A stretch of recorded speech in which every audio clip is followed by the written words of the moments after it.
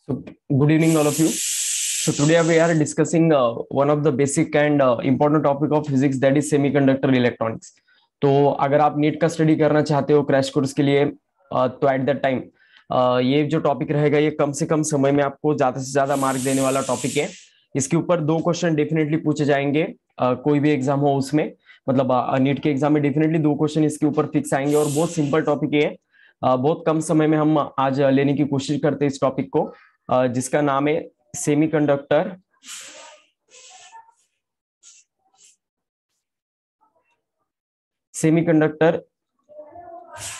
Electronics. Okay, पूरा theoretical topic है mostly. सिर्फ 10% इसका पार्ट रहेगा जो न्यूमेरिकल्स के साथ डील करता है। मोस्टली 90% पार्ट इसका थ्योरेटिकल है, तो ज्यादातर थ्योरेटिकल क्वेश्चन इसके ऊपर आ सकते हैं या फिर डायग्रामेटिक क्वेश्चंस आपको पूछे जाते हैं। तो इस टॉपिक का एक बार टेबल ऑफ कंटेंट लिखते हैं हम। सबसे पहले रहेगा एनर्जी बैंड थ्योरी, दूसरा बीट रहेगा इस टॉपिक का पीएन जंक्शन, थर्ड टॉपिक रहेगा इसका application of PN junction diode, applications of PN junction. अब इस एप्लीकेशन में देखिएगा बच्चों, बहुत सारे डायोड से, जैसे आपको पता होगा जीनर डायोड, रेक्टिफायर, उसके बाद light emitting diode, photo diode और सोलर सेल। तो ऐसे सभी बीट्स हमें इसमें कवर करना है। इसके बाद नेक्स्ट रहेगा ट्रांजिस्टर, सबसे इंपॉर्टेंट सेक्शन है ट्रांजिस्टर। उसके बाद उसके टाइप्स रहेंगे, उसके बाद applications of transistor, applications of transistor. देखिएगा आप एप्लीकेशन ऑफ ट्रांजिस्टर में स्विच, एम्पलीफायर एंड ऑसिलेटर, ऐसे 3 एप्लीकेशन है। और भी होते हैं लेकिन हमारे सिलेबस में सिर्फ इतने ही दिए, तो आपको बेटर वे एग्जाम में क्वेश्चन भी इसी के ऊपर आएंगे। और लास्ट बिट रहेगा इसका लॉजिक गेट। तो आप देखिएगा अभी तक जितने मैंने देखे नीट में क्वेश्चंस, उसमें से लॉजिक गेट पर एक क्वेश्चन डेफिनेटली पूछा जाता है, और दूसरे जो सेक्शन रहते हैं उसके ऊपर रिमेनिंग एक क्वेश्चन आता है मोस्ट ऑफ द टाइम। कभी कभी मतलब जो ऊपर के सेक्शन है उसके ऊपर भी 2 क्वेश्चन आ सकते हैं, लेकिन most of the time logic gate पर एक क्वेश्चन आपको डेफिनेटली पूछा जाता है। यही एक ऐसा सेक्शन है जिसके ऊपर कोई भी एमसीक्यू बनाने वाला टीचर अगर रहता है तो ज्यादातर लॉजिक गेट पर क्वेश्चन देने की कोशिश करेगा, क्योंकि बहुत सारे क्वेश्चन उसके ऊपर बन सकते हैं और डिफिकल्टी लेवल भी उसमें मिनिमम टू मैक्सिमम हम कर सकते हैं। इस वजह से इसके ऊपर डेफिनेटली एक क्वेश्चन रहेगा। और डायोड या फिर सेमीकंडक्टर का जो इनिशियल फेज है उसके ऊपर एक क्वेश्चन आपको फिक्स आएगा। तो सभी बीट्स को हम एक एक करके देखते हैं बच्चों। आप सबसे पहले रहेगा एनर्जी बैंड थ्योरी। तो एनर्जी बैंड थ्योरी क्या रहेगा आप देखिएगा। ये बहुत ही बेसिक पार्ट है सेमीकंडक्टर का। एनर्जी बैंड थ्योरी आपको पता होगा बच्चों, कोई भी इलेक्ट्रॉन हो तो उसके अंदर कुछ ना कुछ एनर्जी होता है। मतलब सपोज एक एटम है, तो इस एटम का ये न्यूक्लियस है और न्यूक्लियस के अराउंड इलेक्ट्रॉन रिवॉल्व कर रहे हैं इंडेफिनाइट ऑर्बिट। तो ऑर्बिट कितने भी हो सकते हैं, डिपेंड ऑन एटम, आपको पता होगा। तो हर एक इलेक्ट्रॉन न्यूक्लियस के अराउंड मूव करता है, तो एट दैट टाइम इसके अंदर है ना मूवमेंट की वजह से क्या हो जाता है, पोटेंशियल एनर्जी जनरेट होता है। मूवमेंट की वजह से है ना उसके अंदर काइनेटिक एनर्जी जनरेट होता है, और इलेक्ट्रॉन पर चार्ज होता है, तो इस चार्ज की वजह से है ना उसके अंदर पोटेंशियल एनर्जी जनरेट हो जाता है। तो electron having both types of energy, और दोनों का मिलाकर अगर हम इलेक्ट्रॉन का एनर्जी निकालते हैं तो उसको टोटल एनर्जी कहा जाता है। टोटल एनर्जी क्या रहेगा आप देखिएगा, total energy is addition of kinetic energy plus potential energy. Okay, तो हर एक इलेक्ट्रॉन पर कुछ ना कुछ अमाउंट में एनर्जी होता है, और ये एनर्जी कैसे निकालना है ये आपको पता है। अलग अलग मतलब ये जो इलेक्ट्रॉन का एनर्जी रहेगा, फर्स्ट ऑर्बिटिंग इलेक्ट्रॉन रहा तो आपको पता है -13.6 डिवाइडेड बाई n²। ये ऊपर z² भी रहेगा, आपको पता होगा एटॉमिक नंबर। तो ऐसा ये पॉइंट रहेगा, मतलब एनर्जी का इक्वेशन है, और ये इलेक्ट्रॉन वोल्ट्स में जनरली मेजर किया जाता है। तो ऐसा ये बीट रहेगा। तो अब देखिएगा ये जो टोटल एनर्जी रहेगा ये kinetic energy plus potential energy का एडिशन आता है, और हर एक इलेक्ट्रॉन में ये एनर्जी होता है। तो सपोज ये फर्स्ट ऑर्बिट है, तो फर्स्ट ऑर्बिट में कितने इलेक्ट्रॉन्स होते हैं, ऑब्वियसली 2 होते हैं। तो दोनों इलेक्ट्रॉन के एनर्जी का अगर हम कलेक्शन करते हैं तो एक बैंड फॉर्म हो जाएगा, तो इसको हम कहेंगे कि फर्स्ट एनर्जी बैंड। ओके, ये एनर्जी बैंड मतलब सिर्फ एनर्जी का एक बार चार्ट रहेगा। ये जो ग्राफ होता है ना एनर्जी बैंड डायग्राम के, इसमें एक्स एक्सिस पर कुछ भी नहीं होता है, जो होता है वो वाई एक्सिस पर होता है और वाई एक्सिस पर एनर्जी होता है। तो एनर्जी बैंड को हम कैसे डिफाइन कर सकते हैं, देखिएगा, the closely spaced energy levels of all the electrons in a particular orbit is called as energy band. जो भी क्लोजली स्पेस, मतलब ये वाला जो इलेक्ट्रॉन रहेगा, इसका एनर्जी और इसका एनर्जी नो डाउट ये सेम ऑर्बिट में है, तभी भी इनके एनर्जी में माइनर डिफरेंस आता है। इस वजह से दोनों के एनर्जी को अगर हम प्लॉट करते हैं ग्राफिकली, तो वो एक बार की तरह नजर आता है, और इसी को हम एनर्जी बैंड कहते हैं। तो ये जो एनर्जी बैंड होते हैं ना, इसके ऊपर से हम क्लासिफाई कर सकते हैं सब्सटेंसेस को, कंडक्टर, इंसुलेटर एंड सेमीकंडक्टर को। तो हर एक ऑर्बिट का अपना अपना एक बैंड होता है। जैसे ये फर्स्ट ऑर्बिट का बैंड है, उसके बाद सेकंड ऑर्बिट का बैंड रहेगा, थर्ड ऑर्बिट का बैंड रहेगा, लाइक एंड सो ऑन। तो फिर देखिएगा सभी बैंड्स होते हैं, मतलब जितने ऑर्बिट्स रहेंगे उतने बैंड्स होते हैं। सभी बैंड्स में से सबसे इंपॉर्टेंट बैंड होता है valence band. Last orbiting electron, अगर ये लिथियम का एटम है, ओके, क्योंकि इसमें 3 इलेक्ट्रॉन है, तो एटॉमिक नंबर इसका ऑब्वियसली 3 हुआ। तो लिथियम अगर मतलब ये लिथियम का एटम है, तो ये जो इलेक्ट्रॉन रहेगा ये वैलेंस ऑर्बिट रहेगा इसका, और ये जो इलेक्ट्रॉन रहेगा सिंगल, ये वैलेंस ऑर्बिट का इलेक्ट्रॉन है। तो सभी इलेक्ट्रॉन्स में से आपको पता होगा वैलेंस इलेक्ट्रॉन का एनर्जी सबसे ज्यादा होता है। Outermost shell loosely bound to the nucleus होता है, और उसका एनर्जी लेवल भी हाई होता है, क्योंकि उसको ज्यादा सर्कमफरेंस कवर करना पड़ता है, इस वजह से उसका एनर्जी भी ज्यादा होता है। तो सभी एनर्जी बैंड में से first orbit, second orbit, third orbit में से वैलेंस ऑर्बिट का एनर्जी बैंड सबसे ज्यादा रहता है, और इसको हम कहते हैं valence band. Okay, the closely space energy levels of all the electrons in a valence orbit is called as valence band. तो ये वैलेंस बैंड का जो विड्थ है ना, ये बहुत ज्यादा होता है।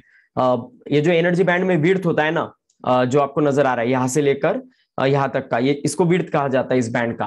तो ये विड्थ जो रहेगा ये ज्यादा कब होता है, जब उसके ऊपर बाहरी एटम का इन्फ्लुएंस ज्यादा हो। मतलब वैलेंस ऑर्बिट पर आपको पता है सबसे ज्यादा बाहर के एटम का इन्फ्लुएंस बहुत ज्यादा होता है। इस वजह से वैलेंस ऑर्बिट के जो इलेक्ट्रॉन्स होते हैं, मतलब उसका एनर्जी बैंड अगर हम निकालते हैं वैलेंस ऑर्बिट का, तो वो बहुत चौड़ा होता है, बहुत उसका विड्थ ज्यादा होता है, नैरो नहीं होता है, बहुत ज्यादा मतलब विड्थ उसका बहुत ज्यादा होता है। इस कारण होता है क्योंकि इसके ऊपर बाहर के एटम का इन्फ्लुएंस ज्यादा होता है। और जब आपको पता होगा बाहर से अगर ये वैलेंस इलेक्ट्रॉन एनर्जी गेन कर ले, तो ये अपने एटम को ही छोड़कर बाहर निकलते हैं, और ऐसे इलेक्ट्रॉन्स को हम फ्री इलेक्ट्रॉन्स कहते हैं। तो इन फ्री इलेक्ट्रॉन्स का एनर्जी तो वैलेंस इलेक्ट्रॉन से भी ज्यादा होता है। ओके, तो फिर अगर हम सभी फ्री इलेक्ट्रॉन्स के एनर्जी को कलेक्ट करेंगे, मतलब अगर एक स्ट्रक्चर दिया आपको, एक सिलिकॉन या फिर कार्बन या फिर किसी भी एलिमेंट का एक आपको पीस दिया है, या फिर एक वेफर दिया है, तो इस वेफर के अंदर जितने भी वैलेंस इलेक्ट्रॉन रहेंगे, सभी के एनर्जी को इकट्ठा करेंगे, तो वो जो बैंड फॉर्म होगा ना, उसको कहा जाता है कंडक्शन बैंड। और ये बहुत इंपॉर्टेंट होता है कंडक्टिविटी के लिए, कि गिवन सब्सटेंस अगर कंडक्शन करना है तो इस कंडक्शन बैंड में कुछ ना कुछ चाहिए। अगर ये एम्प्टी रहा तो वो सब्सटेंस इंसुलेटर बन जाता है, बैड कंडक्टर ऑफ इलेक्ट्रिसिटी हो जाता है वो। ओके, मतलब ये सब डिपेंड होता है किस पर, कंडक्शन बैंड भरा हुआ है तो कितना भरा हुआ है, जितना ज्यादा भरा हुआ रहेगा उतना ही ज्यादा उसका कंडक्टिविटी रहेगा। ओके, तो ये जो वैलेंस बैंड और कंडक्शन बैंड के बीच में जो गैप रहेगा ना, ये एक एनर्जी लेवल को इंडिकेट करता है। इसको एनर्जी बैंड गैप कहा जाता है, या फिर इसको हम फॉरबिडन एनर्जी गैप कहते हैं। Is it okay? इसको हम ईजी से इंडिकेट करते हैं। ये ईजी मतलब क्या रहेगा, the difference between the top of conduction band, energy level of top of conduction band and bottom of, मतलब bottom of conduction band and top of valence band. ये टॉप ऑफ वैलेंस बैंड है और ये bottom of conduction band है। इन दोनों के बीच का जो एनर्जी लेवल रहेगा, इसी को एनर्जी गैप कहा जाता है। और इसी एनर्जी गैप के अकॉर्डिंग ना बच्चों हम क्लासिफाई कर सकते हैं कंडक्टर, इंसुलेटर एंड सेमीकंडक्टर को। तो फिर देखेंगे उनके एनर्जी बैंड कैसे आएंगे। कंडक्टर का एनर्जी बैंड डायग्राम अगर हम निकालते हैं, तो कंडक्टर का एनर्जी बैंड डायग्राम कैसे रहेगा, आप देखिएगा।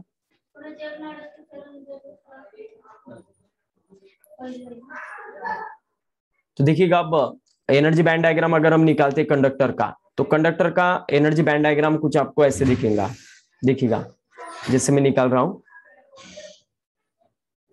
तो कंडक्शन बैंड में ना बच्चों, वैलेंस बैंड और कंडक्शन बैंड एग्जैक्टली एक दूसरे के ऊपर क्या रहते हैं, ओवरलैप्ड होते हैं। ओके, ये नीचे का वैलेंस बैंड रहेगा, ऊपर का कंडक्शन बैंड, और दोनों भी कुछ पोर्शन में क्या होते हैं, एक दूसरे के साथ मतलब शेयर करते कुछ पोर्शन को। इसका मतलब क्या है, ये पोर्शन कॉमन है इसका, कि इसका एनर्जी गैप 0 है। तो मोस्टली याद रखना एनर्जी गैप जो होता है कंडक्टर का वो nearby equal to 0 electron volt होता है। ये जो इलेक्ट्रॉन होता है ना इलेक्ट्रॉन लेवल का बहुत ही छोटा होता है, इस वजह से एनर्जी मेजर करने के लिए हम छोटा सा यूनिट यूज करते हैं एनर्जी का, दैट इज इलेक्ट्रॉन वोल्ट। और 1 इलेक्ट्रॉन वोल्ट आपको पता है 1.6 इंटू 10⁻⁻19 जूल इसका वैल्यू रहने वाला है। Is it okay? तो ये रहेगा एनर्जी गैप से रिलेटेड कैलकुलेशन। तो एनर्जी गैप कंडक्टर के अंदर होता ही नहीं है, 0 होता है। ये ओवरलैप सेक्शन क्या इंडिकेट करता है, मतलब वैलेंस बैंड के जो इलेक्ट्रॉन होते हैं ना कंडक्टर के अंदर, ये इतने लूजली बाउंड होते हैं न्यूक्लियस के साथ कि वो एटम में है क्या और नहीं क्या कुछ ज्यादा फर्क नहीं गिरता है। तो इस वजह से ऑकर होता है। और एनर्जी गैप क्या रहेगा फिर कंडक्टर का, 0 इलेक्ट्रॉन वोल्ट। तो इससे हम कंडक्टर के एनर्जी गैप से पहचान सकते हैं कि ये डायग्राम किसका है। फिर इसके बाद हम जाते हैं इंसुलेटर की ओर। इंसुलेटर में गैप है ना बच्चों बहुत ही ज्यादा होता है। ये कंडक्शन बैंड रहेगा और ये वैलेंस बैंड रहेगा। तो कंडक्शन बैंड पूरा का पूरा एम्प्टी होता है किसके अंदर, इंसुलेटर के अंदर। और ये जो एनर्जी गैप होता है ये बहुत ही ज्यादा होता है। Okay, greater than 3 electron volt कहते हैं हम, लेकिन इससे भी ज्यादा हो सकता है। डायमंड का 5.4 इलेक्ट्रॉन वोल्ट है तो इससे भी ज्यादा है। ओके, और ये वैलेंस बैंड रहेगा। तो वैलेंस बैंड कंप्लीटली फील्ड होता है इंसुलेटर में। तो इंसुलेटर में इतने टाइटली बाउंड न्यूक्लियस होते हैं, इलेक्ट्रॉन्स होते हैं लास्ट ऑर्बिट के, कि वो कोई भी इलेक्ट्रॉन को अपने आप से दूर नहीं होने देते हैं न्यूक्लियस। ओके, इस वजह से वो कभी भी फ्री नहीं होते हैं, और इलेक्ट्रॉन फ्री नहीं हुए तो चार्ज कंडक्शन होना उसके अंदर इम्पॉसिबल होता है। इसी वजह से insulator bad conductor of electricity होते हैं, क्योंकि उनके अंदर एनर्जी गैप बहुत ही ज्यादा होता है। और कोई भी सिचुएशन हो, चाहे टेम्परेचर कम हो या फिर ज्यादा हो, ये अपना नेचर नहीं छोड़ते। जैसे कंडक्टर भी नहीं छोड़ेगा और इंसुलेटर भी नहीं छोड़ते हैं। कंडक्टर कंडक्शन करने का काम करता रहेगा चाहे कितना भी टेम्परेचर क्यों ना हो, और इंसुलेटर भी अपना काम करता रहेगा करंट को रेजिस्ट करने का या फिर करंट को अपोज करने का। मतलब करंट उसके अंदर से पास ही नहीं होता है इंसुलेटर से। ओके, बहुत ही हाई रेजिस्टेंस होता है उनका, वो इसी वजह से होता है क्योंकि उनके अंदर कोई भी फ्री इलेक्ट्रॉन्स नहीं होते। ओके, तो ऐसा ही बीट रहेगा। और इसके बीच में एक स्ट्रक्चर होता है जिसको हम सेमीकंडक्टर कहते हैं, और हमारे टॉपिक का ही नाम है। तो सेमीकंडक्टर जो होता है ना बच्चों, उसके अंदर energy gap less than 3 electron volt रहेगा। और ये जो वैलेंस बैंड और कंडक्शन बैंड है, इसमें अगर हम देखते हैं तो इसका जो डायग्राम है ना, ये दो जगह मतलब दो तरीके से होता है। एट 0 केल्विन अलग रहेगा, 0 केल्विन पर है ना कंडक्शन बैंड एम्प्टी होता है, चाहे कौन सा भी सेमीकंडक्टर क्यों ना हो। आगे जाकर हम उसके टाइप्स भी देखने वाले हैं। सेमीकंडक्टर को शॉर्ट में मैं एससी कहूंगा, मतलब सेमीकंडक्टर शॉर्ट में इंडिकेट करूंगा यहाँ पर। और फिर देखिएगा कंडक्शन बैंड एम्प्टी होता है 0 केल्विन पर, तो फिर कंडक्शन होता ही नहीं है चाहे कौन सा भी सेमीकंडक्टर क्यों ना हो। सेमीकंडक्टर को हम क्लासिफाई करते हैं दो कैटेगरी में, एक्सट्रिंसिक एंड इंट्रिंसिक। तो चाहे इंट्रिंसिक हो या फिर एक्सट्रिंसिक हो, एट एब्सोल्यूट 0 केल्विन, 0 केल्विन को एब्सोल्यूट 0 टेम्परेचर कहा जाता है। एब्सोल्यूट 0 टेम्परेचर पर है ना सेमीकंडक्टर परफेक्टली इंसुलेटर की तरह बिहेव करते हैं। ओके, एनी हाउ कंडीशन में वो कभी कंडक्शन नहीं करेंगे, लेकिन अगर इसका टेम्परेचर धीरे धीरे बढ़ जाए ना, फिर ये कंडक्शन करना स्टार्ट कर देते हैं। और एग्जैक्टली कब करते हैं देखिएगा, semiconductor becomes conductor at room temperature. मतलब ये टेम्परेचर अगर सेमीकंडक्टर के अक्रॉस हम बढ़ाकर रूम टेम्परेचर तक लेके जाते हैं ना, तो फिर ये कंडक्शन करना स्टार्ट कर देते हैं। तो रूम टेम्परेचर पर हो क्या जाता है, जो एनर्जी गैप होता है ना, वो जितना होता है उससे और भी कम हो जाता है। एनर्जी गैप का जो वैल्यू है वो लेस देन 3 इलेक्ट्रॉन होता है सेमीकंडक्टर के लिए। और सेमीकंडक्टर में कंडक्शन बैंड फिर पार्शियली फिल होने लगता है, इसको पार्शियली फील्ड कहते हैं हम, partially filling. Partially filled conduction band रहेगा कब, कौन से सिचुएशन में, एट 300 केल्विन। और इसी वजह से कंडक्शन बैंड में कुछ भी क्यों ना इलेक्ट्रॉन आ रहे हैं, इस वजह से वो कंडक्शन स्टार्ट कर देता है, और फिर ये सेमीकंडक्टर कंडक्टर में कन्वर्ट हो जाता है। ओके, तो सेमीकंडक्टर का जो एनर्जी बैंड डायग्राम रहेगा डिपेंड रहेगा कि कितने कौन से टेम्परेचर पर आप मेजर करना चाहते हो। एनर्जी गैप जो रहेगा वो लेस देन 3 इलेक्ट्रॉन दोनों भी कंडीशन में, लेकिन स्लाइटली इलेक्ट्रॉन जो गैप होता है ये थोड़ा कम हो जाता है टेम्परेचर बढ़ने से। तो टेम्परेचर जैसे जैसे बढ़ेगा एनर्जी गैप वैसे वैसे कम होने वाला है। मतलब एनर्जी गैप और टेम्परेचर एक दूसरे के साथ कैसे रहेंगे, इनवर्सली प्रोपोर्शनल रहेंगे, याद रखिएगा ये। ओके, और अब देखिएगा नेक्स्ट बिट है। इसके बाद आपको पता है दो पॉपुलर सेमीकंडक्टर है, सिलिकॉन जिसका एटॉमिक नंबर 14 है और इसका इलेक्ट्रॉनिक कॉन्फ़िगरेशन 2,8,4 है, और दूसरा है जर्मेनियम जिसका एटॉमिक नंबर 32 है, उसका इलेक्ट्रॉनिक कॉन्फ़िगरेशन आएगा 2, 8, 18 और 4। Is it okay? तो लास्ट ऑर्बिट में सेमीकंडक्टर के हमेशा 4 इलेक्ट्रॉन्स होते हैं। ओके, इसी वजह से वो कोवैलेंट बॉन्ड प्रिपेयर करते हैं, आपको पता होगा, लेटर ऑन हम डिस्कस भी करेंगे। तो अब देखिएगा सिलिकॉन का जो एनर्जी गैप होता है ना, एनर्जी गैप फॉर सिलिकॉन, ये 0 पॉइंट मतलब सॉरी 1.21 रहेगा कितने केल्विन पर, 0 केल्विन पर, और यही वैल्यू 1.11 हो जाएगा 300 केल्विन पर। मतलब टेम्परेचर बढ़ने से एनर्जी गैप का वैल्यू क्या हो जाता है, कम हो जाता है। ओके, ये सिलिकॉन के लिए। और वैसे ही जर्मेनियम के लिए रहेगा, जर्मेनियम के लिए एनर्जी गैप 0.78 इलेक्ट्रॉन वोल्ट होता है। और फिर ये वैल्यू किस पर है, 0 केल्विन पर, और 300 केल्विन पर ये वैल्यू और भी थोड़ा कम हो जाता है और 0.72 आ जाता है। Is it okay? तो बुक टू बुक आपको ये वैल्यू में थोड़ा डिफरेंस नजर आएगा, ज्यादा नहीं, स्लाइट वेरिएशन नजर आएगा, लेकिन ये एग्जैक्ट वैल्यूज है। ओके, तो इतना वैल्यू आपको याद रखना है। वैल्यू बेस्ड क्वेश्चन आपको आ सकते हैं ज्यादातर एमसीक्यूज में, तो फिर ऐसे क्वेश्चंस आपको आ सकते हैं। जो मैं पॉइंट बता रहा हूँ वो अच्छे से नोट डाउन करके रखना, और इतने भी करके गए तो आपको बहुत अच्छे मार्क मिल जाएंगे। तो एनर्जी बैंड बीट यहीं पर खत्म हो जाता है। और जो एनर्जी लेवल होता है ना 0 केल्विन पर, तो उसको फर्मी एनर्जी कहा जाता है, याद रखना। फर्मी एनर्जी पर भी आपको कुछ हायर ऑर्डर के एग्जाम में क्वेश्चन पूछे जाते हैं। फर्मी एनर्जी मतलब क्या रहेगा, 0 केल्विन पर जो इलेक्ट्रॉन का मतलब जो एनर्जी रहता है हर एक सब्सटेंस का, उसको कहा जाता है फर्मी एनर्जी। ओके, इसके बारे में भी क्वेश्चन आते हैं तो हम डिस्कस करेंगे लेटर ऑन। ओके, ठीक है। तो फॉरबिडन एनर्जी गैप के भी रिलेटेड हम क्लासिफाई कर सकते हैं कंडक्टर, इंसुलेटर एंड सेमीकंडक्टर को। ओके, तो बस ऐसा ही बीट रहेगा। और याद रखना कंडक्टिविटी से रिलेटेड, कंडक्टर का कंडक्टिविटी किसके बीच में वेरी होता है, याद रखिएगा। Conductivity of conductor is varies between 10⁻² to 10⁸ ohm into metre inverse. Okay, इसको सीमेंस पर मीटर या फिर मोह पर मीटर से भी इंडिकेट किया जाता है कंडक्टिविटी को। और कंडक्टिविटी 1 बाय मतलब कंडक्टिविटी का रेसिप्रोकल किया तो रेजिस्टिविटी मिल जाता है, जिसको हम रो से इंडिकेट करते हैं। और इसका वैल्यू एक्जैक्टली चेंज हो जाएगा 10⁻⁸ टू 10⁻⁸ ओहम मीटर में। रेजिस्टिविटी का ऐसा यूनिट ओहम मीटर है और कंडक्टिविटी का 1 बाय ओहम मीटर। ओके, तो याद रखिएगा ये। और इसके बाद इंसुलेटर के लिए अगर हम देखते हैं, तो इंसुलेटर का जो रेजिस्टिविटी था बहुत ही हाई होता है, जिसको हम इनफाइनाइट भी कह सकते हैं। और इसका जो रेजिस्टिविटी रहेगा ग्रेटर देन 10⁻11 ओम मीटर, या फिर 10⁻14 ओम मीटर तक भी ये हो सकता है। ओके, और इसका कंडक्टिविटी एग्जैक्टली उल्टा रहेगा, और ये रहेगा लेस देन 10⁻11 ओम मीटर। ओके, तो ऐसे ही इंसुलेटर के लिए रहेगा ओम मीटर इनवर्स। और सेमीकंडक्टर के लिए कैसा रहेगा, आप देखिएगा। सेमीकंडक्टर के लिए इन बिटवीन ये रेंज रहता है। सेमीकंडक्टर के लिए रेजिस्टिविटी जो होगा वो कितना रहने वाला है, फिर देखिएगा।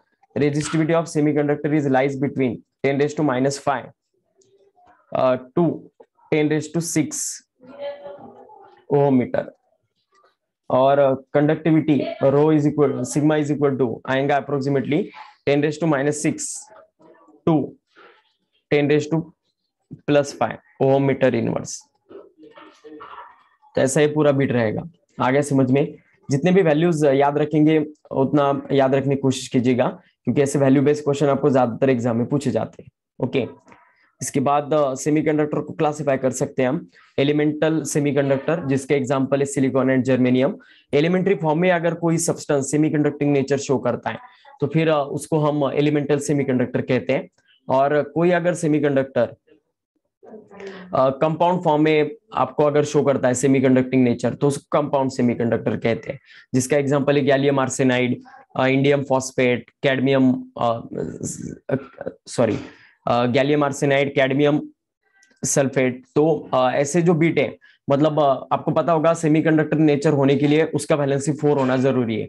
तो फिर हम थर्ड ए ग्रुप के एलिमेंट्स का अगर फिफ्थ ए ग्रुप के एलिमेंट्स के साथ कंपाउंड फॉर्मेशन करते हैं ना, बहुत सारे पेयर फॉर्म हो जाते हैं, तो सभी के सभी सेमीकंडक्टर होते हैं, क्योंकि उनका वैलेंसी कितना आ जाता है, 4 आ जाता है। Is it okay? तो ऐसा ये पूरा बीट रहेगा बच्चों रिलेटेड टू द सेमीकंडक्टर और उसके टाइप्स। इसके दो मेन टाइप्स है आप सेमीकंडक्टर के, एक रहेगा इंट्रिंसिक और दूसरा रहेगा एक्सट्रिंसिक। तो इंट्रिंसिक और एक्सट्रिंसिक,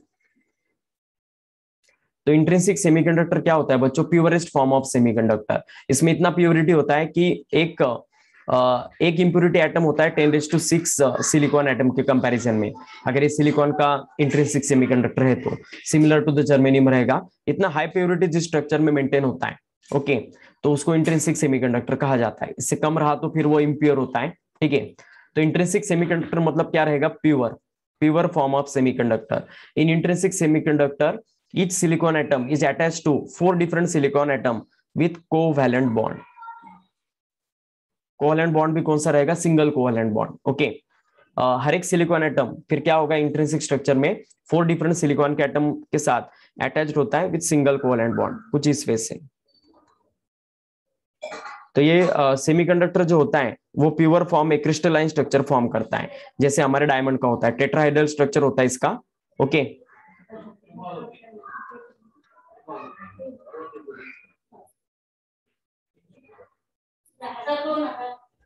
तो ऐसा ये स्ट्रक्चर रहेगा। Each silicon atom in intrinsic semiconductor is attached to 4 different silicon atom with single covalent bond, okay. और ये भी एट एब्सोल्यूट जीरो के टेम्परेचर पर है ना, मैंने आपको जैसे बोला है, कोई भी सेमीकंडक्टर क्यों ना हो, चाहे वो इंट्रिंसिक हो एक्सट्रिंसिक हो, एब्सोल्यूट 0 केल्विन पर ये कैसा बिहेव करने वाला है? Perfect insulator. सिर्फ इंसुलेटर नहीं, परफेक्ट इंसुलेटर की तरह। और जैसे जैसे टेम्परेचर रेज होगा अप टू 300 केल्विन, फिर ये किस में कन्वर्ट हो जाएगा? कंडक्टर में, ओके। और जैसे ये प्रोसेस होता है ना, तो फिर एट दैट टाइम क्या हो जाते हैं? मतलब सपोज देखिएगा, इसीलिए सिलिकॉन के इस सिलिकॉन ने क्या किया है? इस सिलिकॉन के साथ एक इलेक्ट्रॉन शेयर किया है, तो फिर ये जो शेयर्ड इलेक्ट्रॉन होते हैं ये सिंगल कोवैलेंट बॉन्ड से अटैच होते हैं। और फिर अगर एक्सटर्नली हम कुछ रीजंस की वजह से अगर इसको एनर्जी प्रोवाइड करते हैं, एक्सटर्नल टेम्परेचर का भी मतलब एक्सटर्नल टेम्परेचर जो रहेगा उससे भी इलेक्ट्रॉन एनर्जी गेन कर सकते हैं।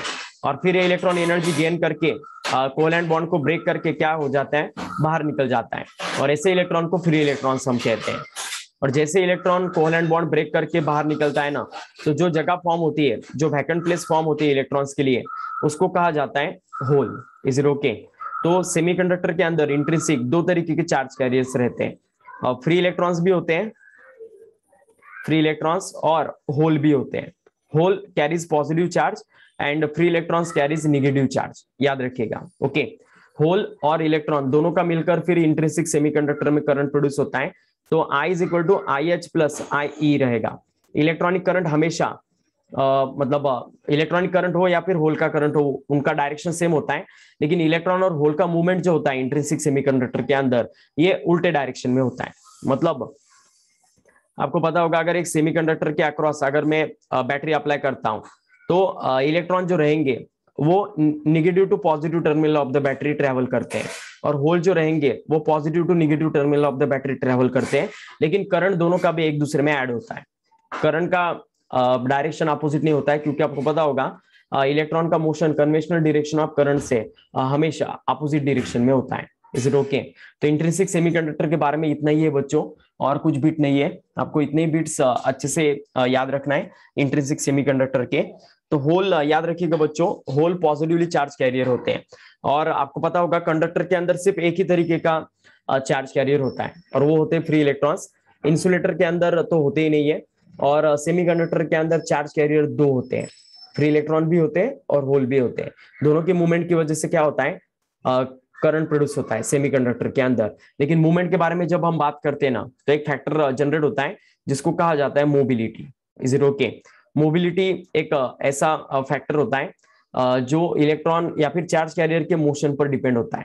जितना मोशन चार्ज कैरियर का ज्यादा होगा उतना ही उसका मूवमेंट भी ज्यादा होता है। इस जो मोबिलिटी है ना, उसको डिफाइन करने के लिए हम ये फॉर्मूला यूज कर सकते हैं, VD is equal to mu into E, और फिर इस म्यू का फॉर्मूला आएगा VD by E. Is it okay? तो VD मतलब ड्रिफ्ट वेलोसिटी होता है, उसका ऐसा यूनिट मीटर पर सेकंड होता है, और इलेक्ट्रिक फील्ड का रहेगा वोल्ट्स पर मीटर। तो कंबाइनली इसको सॉल्व करेंगे तो मीटर स्क्वायर पर वोल्ट्स सेकंड, ये आएगा मोबिलिटी का ऐसा यूनिट, याद रखिएगा। और हमेशा याद रखिएगा मोबिलिटी ऑफ इलेक्ट्रॉन्स को हम ई से अगर इंडिकेट करते हैं और होल को एच से, तो मोबिलिटी को म्यू से किया जाता है। म्यू ई मतलब इलेक्ट्रॉन का मोबिलिटी रहेगा, ओके। और ये इलेक्ट्रॉन का मोबिलिटी, फ्री इलेक्ट्रॉन के बारे में बात कर रहा हूँ, ये हमेशा ज्यादा होता है मोबिलिटी ऑफ होल से। इसी वजह से हम ये एक्सट्रिंसिक में एक कंडीशन आने वाला है एन टाइप पी टाइप, आप वेल नोन होंगे उसके साथ, तो इसी वजह से एन टाइप डिवाइसेस हम ज्यादातर प्रिफेयर करते हैं ओवर पी टाइप। इसका रीजन क्या है कि एन टाइप में मेजोरिटी कौन होता है, इलेक्ट्रॉन, जिनका मूवमेंट ज्यादा होता है, इस वजह से ये ज्यादा करंट प्रोड्यूस करता है, ओके, सेम बैटरी के साथ। इस वजह से हम एन टाइप डिवाइसेस को प्रिफेयर करते हैं ओवर द पी टाइप। आ गया समझ में। अब एक्सट्रिंसिक सेमीकंडक्टर है, दूसरा टाइप है सेमीकंडक्टर का। एक्सट्रिंसिक सेमीकंडक्टर मतलब क्या रहेगा, extrinsic is equal to intrinsic plus, extrinsic semiconductor को कैसे डिफाइन कर सकते हैं हम, इंट्रिंसिक प्लस क्या रहेगा, इंप्यूरिटी। अब ये इंप्यूरिटी मतलब कोई भी इंप्यूरिटी मतलब कोई भी अगर हम डस्ट पार्टिकल या फिर कोई दूसरे एलिमेंट के एटम्स डाल देंगे तो नहीं चलेगा, कुछ स्पेसिफाइड ही एटम्स होते हैं जो हम इंप्यूरिटी के तौर पर यूज कर सकते हैं, ओके। और फिर ये एक्सट्रिंसिक बन जाता है, मतलब होता तो एक्सट्रिंसिक मतलब इंट्रिंसिक ही है, बेसिक ढांचा तो उसका इंट्रिंसिक का ही होता है, लेकिन उसके अंदर हम कुछ चेंजेस कर देते हैं, इज इट ओके। और इन चेंजेस को मतलब उसके अंदर कुछ इंप्यूरिटीज हम डाल देते हैं, इज इट ओके। तो ये जो इंप्यूरिटीज होते हैं इनको डोपेंट्स कहा जाता है, another word dopants, is it okay. तो ये जो इंप्यूरिटीज होते हैं ये ऐड करने से इंट्रिंसिक सेमीकंडक्टर में वो एक्सट्रिंसिक बन जाता है। अब ये एक्सट्रिंसिक क्यों बनाना पड़ता है हमें, क्यों हमें एक्सट्रिंसिक सेमीकंडक्टर बनाने की जरूरत गिरती है, तो उसके बारे में मैं आपको बताना चाहता हूँ। इंट्रिंसिक सेमीकंडक्टर जो होता है ना बच्चों, ये 300 केल्विन पर मैंने आपको जैसे बोला है कंडक्टर में कन्वर्ट हो जाता है, नो डाउट, लेकिन इसका कंडक्टिविटी ना बहुत ही कम होता है, बहुत पुअर कंडक्टर होता है। ये होता तो है कंडक्टर, लेकिन उसका जितना पोर्शन चाहिए हमें करंट कंडक्शन करने का उतना उसके अंदर एबिलिटी नहीं होता है, ओके। मतलब अभी आपको पता होगा हमारा जो मोबाइल होता है या फिर लैपटॉप हो या फिर कोई भी इलेक्ट्रॉनिक डिवाइसेस हो, मेमोरी कार्ड्स हो, इनके अंदर है ना सेमीकंडक्टर यूज किया जाता है। 90% या फिर 70% का होगे तो भी चलेगा, सिर्फ वो आउटर कवरिंग उसका प्लास्टिक या फिर दूसरी चीजों का होता है, बाकी अंदर का सब मटेरियल उसका सेमीकंडक्टर का होता है। तो वो जो सेमीकंडक्टर यूज किया जाता है ना इलेक्ट्रॉनिक्स में, वो इंट्रिंसिक नहीं होता है, वो कौन सा होता है, एक्सट्रिंसिक होता है, ओके। क्यों, क्योंकि उसका कंडक्टिविटी ज्यादा होता है। इंट्रिंसिक का प्रॉब्लम क्या है कि वो रूम टेम्परेचर पर जितना कंडक्शन करना चाहिए ना उसका, उतना उसका कंडक्शन होता नहीं है। इस वजह से हम एक्सट्रिंसिक सेमीकंडक्टर की ओर जाते हैं। Extrinsic semiconductor are nothing but intrinsic plus impurity, और ये इंप्यूरिटी ऐड करने से हम क्या करते हैं, इंट्रिंसिक सेमीकंडक्टर का कंडक्टिविटी रेज करते हैं। इस प्रोसेस को डोपिंग कहा जाता है। This process is called as doping, raising the conductivity of intrinsic semiconductor by adding impurity in it. This process is called as doping, okay। और फिर ये जो impurities रहेंगे ना, ये दो टाइप के कैटेगरी में हम डिवाइड करते हैं। दो ही तरीके के impurities हम ऐड कर सकते हैं। सेमीकंडक्टर का वैलेंसी 4 होता है, तो जो impurity होता है ना जो हम डालते हैं सेमीकंडक्टर के अंदर, उसका साइज भी है ना बच्चों सेमीकंडक्टर के नॉर्मल एटम के साइज के बराबर होना चाहिए। सेमीकंडक्टर का वैलेंसी 4 होता है, टेट्रावैलेंट होते हैं सेमीकंडक्टर, ओके। तो फिर टेट्रा के नजदीक कौन है, मतलब 4 के करीब कौन है, एक तो 3 हो सकता है या फिर 5 हो सकता है। इसी वजह से जो इंप्यूरिटी हम ऐड करते हैं ना सेमीकंडक्टर के अंदर, वो इधर ट्राइवैलेंट होने चाहिए या फिर पेंटावैलेंट, दो ही कर सकते हैं हम।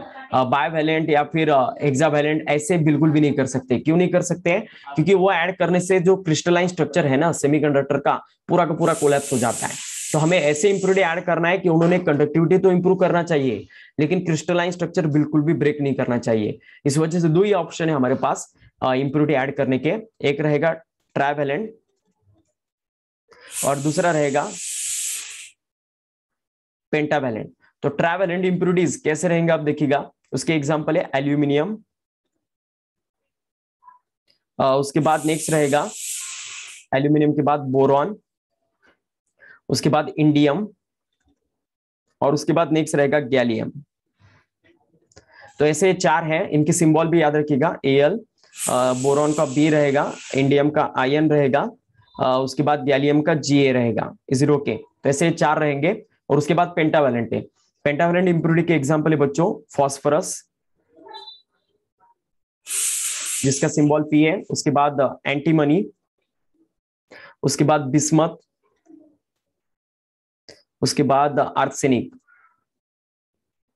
आर्सेनिक का आई थिंक AR सिंबल है, बिस्मथ का BI और एंटीमनी का SB होगा, इज इट ओके। तो इनके सिंबल भी याद रखिएगा। और इसी के ऊपर इन बच्चों आपको स्टार्टिंग फेज में MCQs पूछे जाते हैं, ये BI, okay.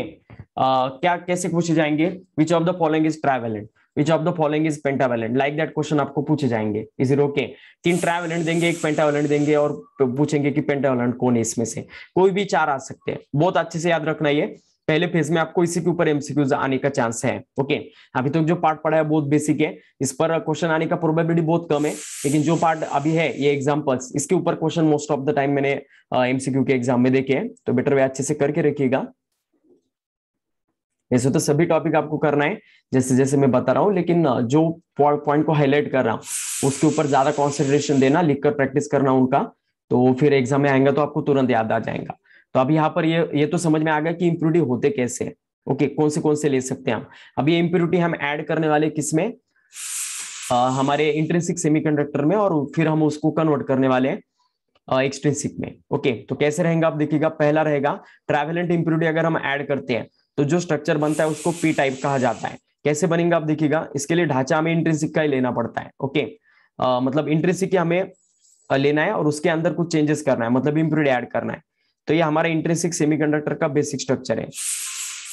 In intrinsic semiconductor each silicon atom is attached to 4 different silicon atom with covalent bond as we no.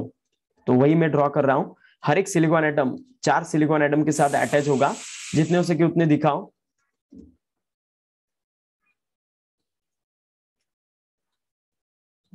और फिर देखिएगा अब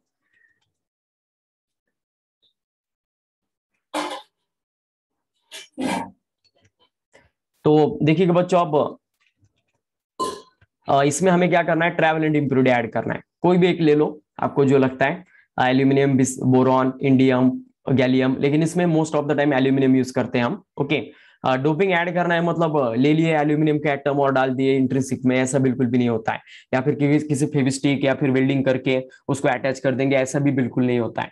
ये डोपिंग करने के लिए या फिर ये जो पूरा फिनोमिनन होता है ना एन टाइप पी टाइप बनाने के लिए, इसके लिए ना बच्चों बहुत ही ज्यादा एडवांस टेक्नोलॉजी होता है, रोबोटिक वर्क होता है ज्यादातर ये। इसके अंदर क्या किया जाता है, एक सिलिकॉन का वेफर लिया जाता है। वेफर मतलब एक प्लेट टाइप इलेक्ट्रॉन होता है, सॉरी सेमीकंडक्टर होता है सिलिकॉन का। उसको मेल्ट किया जाता है हायर टेम्परेचर पर, ब्लास्ट फर्नेस के अंदर। उसके अंदर मतलब इतना टेम्परेचर हाई किया जाता है उसका कि वो पूरा मेल्ट हो जाता है। और फिर उसके अंदर क्या कर दे, वो एल्यूमिनियम के वेफर्स, एल्यूमिनियम को भी वेफर फॉर्म में कन्वर्ट करते हैं। उसका जो गैस होता है एल्यूमिनियम का, वो पास करते हैं सिलिकॉन वेफर्स पर, और फिर वो धीरे धीरे एम्बेडेड होने लगता है जहां पर उसको अलाउ किया जाएगा वहां पर, और फिर वो यूनिफॉर्मली डोप हो जाता है पूरे सिलिकॉन वेफर में। तो ये वैसा केस है, इसको डोपिंग कहा जाता है। तो देखिएगा अब, तो फिर यहाँ पर मैंने एल्यूमिनियम डोप किया है, हम देखते हैं। तो एल्यूमिनियम ट्राइवेलेंट है, ट्राइवेलेंट मतलब उसके लास्ट ऑर्बिट में 3 इलेक्ट्रॉन्स है। तो स्ट्रक्चर के फोर्स की वजह से क्या कर देता है ये एल्यूमिनियम, 3 सिलिकॉन के साथ क्या कर देता है, कोवैलेंट बॉन्ड क्रिएट कर देता है। क्योंकि स्ट्रक्चर में ना मेजोरिटी सिलिकॉन है। ये जो डोपिंग होता है ना बच्चों, ये ऐसे नहीं किया जाता है कि एक सिलिकॉन एटम और एक एल्यूमिनियम एटम। डोपिंग का परसेंटेज होता है, जैसे 1:10⁻³ अगर रहा, मतलब 1000 सिलिकॉन एटम के कंपैरिजन में एक आधा एटम अगर हम एल्यूमिनियम का ऐड कर देते हैं, तो इस डोपिंग को हाई डोपिंग कहा जाता है। ओके, उसके बाद 1:10⁶ अगर रहा, माइक ऑफ करते जाओ। 1:10⁶ अगर रहा तो उसको मॉडरेट डोपिंग कहा जाता है, और 1:10⁹ अगर रहा तो उसको हाई डोपिंग कहा जाता है, सॉरी लो डोपिंग। 1:10⁹ मतलब 10⁹ सिलिकॉन एटम के कंपैरिजन में एक इंप्योरिटी का एटम अगर रहा तो उसको लो डोपिंग कहा जाता है। ठीक है, लाइटली डोपिंग भी कहते हैं हम उसको।